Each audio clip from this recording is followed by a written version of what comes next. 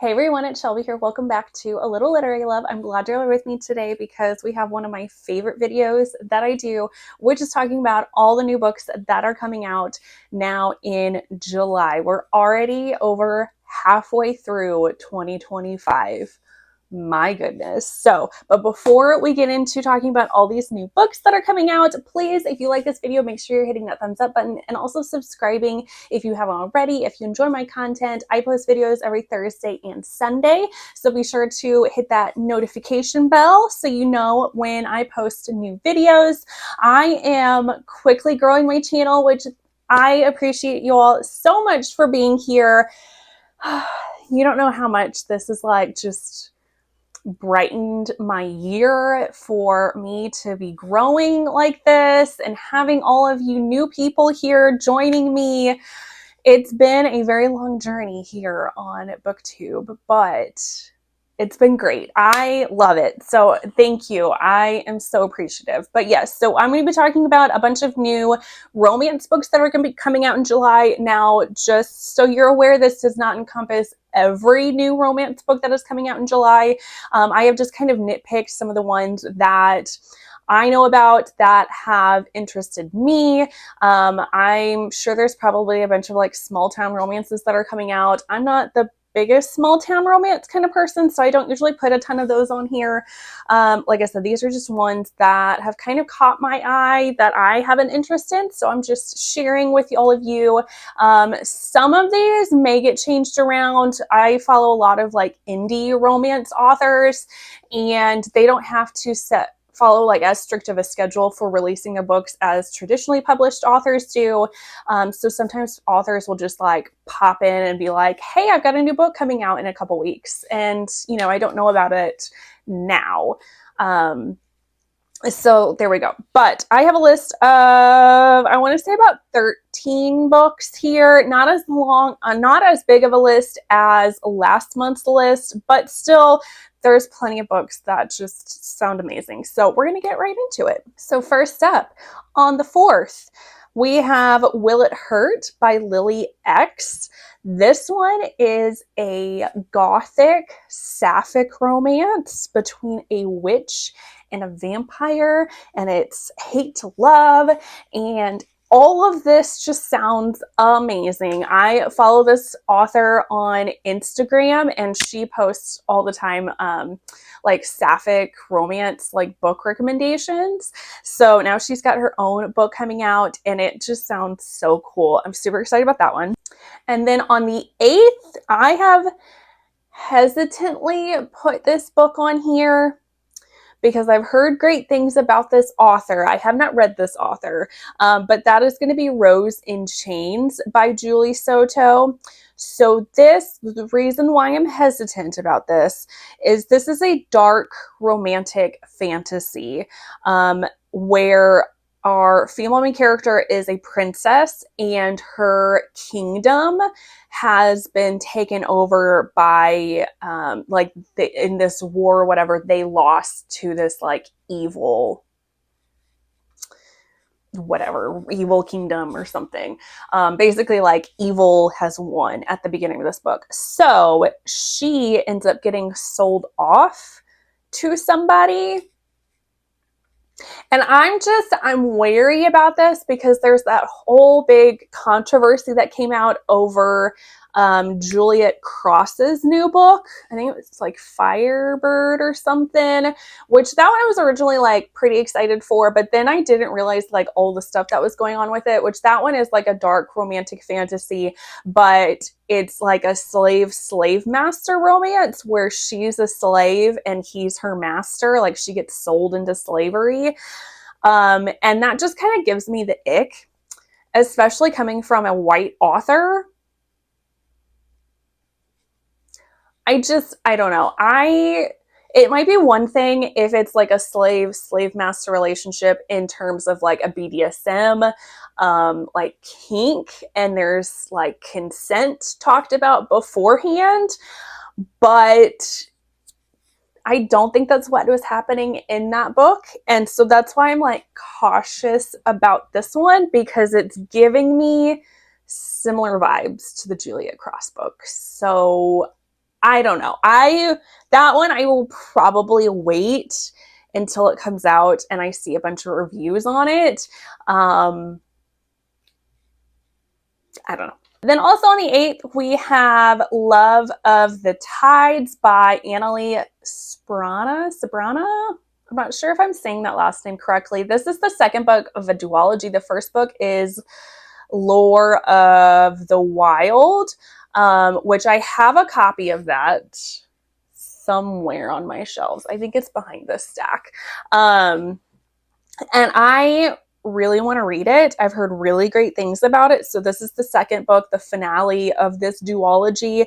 I don't know what's necessarily happening in the second one because since I haven't read the first one, but the first one is about this human female main character, and there's like a love triangle with two fae males. Which I know a lot of people really don't like the love triangle trope. I get it. I feel like it was really overdone back in the day. But as long as I like know about it, I can kind of like gear myself up for it. It's still not my favorite, but it's okay. It's fine. Especially if they end up with a person that I want them to end up with. But so if ends up being like a surprise that there's a love triangle, it just like really ticks me off. Apparently in the second book, there's also like some female rage going on, and I love that. One of my favorite things.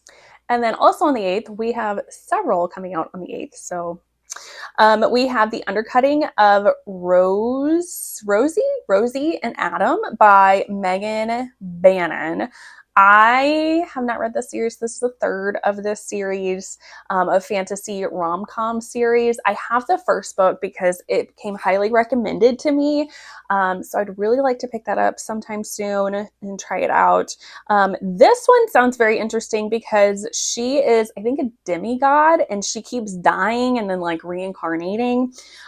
So she goes into a portal and dies and reincarnates. And when she does that in this portal, she messes it up. So the person, our male main character, created these portals. So he has to come, he's trying to fix them. And in doing so, the two of them end up getting stuck like inside the portal, like in this like in between space. So I don't know how I thought that was very interesting. So I don't know how that's going to go, but it sounds really cool. Then on the 8th, we also have Orcs Do It Better by Michelle Mills. I just thought this sounded so cool. This is a single mom and an orc next door neighbor. This is apparently slow burn. Apparently at some point he ends up having to get taken to like, I don't know if there's like an orc compound or something because he like sees her. I don't know if he like smells her. I kind of feel like there might end up being like a little bit of a fated mates kind of thing going on in this one. But yeah, he ends up having to be taken somewhere, and I think they communicate through, it says it's partially like an I'm going to say this incorrectly, epistolary romance, like where they're exchanging either texts or letters or something for part of this book. But I thought it sounded cool. And then also on the 8th, I think this is the last book for the 8th. There's so many books coming out on the 8th. We have Terror at the Gates by Scarlett St. Clair. I have tried to read some books by Scarlett St. Clair in the past and have not always been impressed. There was one book that I did enjoy reading. It wasn't like my top favorite, but I did enjoy it. This one sounds really cool. This one is a neo-noir mafia fantasy, and it's about Lilith living in the city of Eden, and she's stealing things for power, and she ends up having to like bunker down and get some protection with whatever, with a frenemy. And so it's a frenemies to lovers story. I think this cover looks amazing. I think this sounds really cool. Then on the 15th, we have Roll for Romance by Lenora Woods. This one just sounds so cute. This one we have two gamers that play like D&D kind of stuff. And while they're playing D&D, like their characters are falling for one another, but then like in real life, they're also falling for one another. And I think that just sounds so cute. Like two little like nerdy people playing their D&D and like falling in love. I think that sounds so cute. Then also on the 15th, we have The Sleepover by Daisy Jane. I think this one is maybe a standalone. This one is a romance between step siblings, and it sounds like there might be a surprise pregnancy in here. This just sounds like a very forbidden, taboo, great time. So Daisy Jane like writes a lot of those. There is also, I've seen somewhere where the third book of her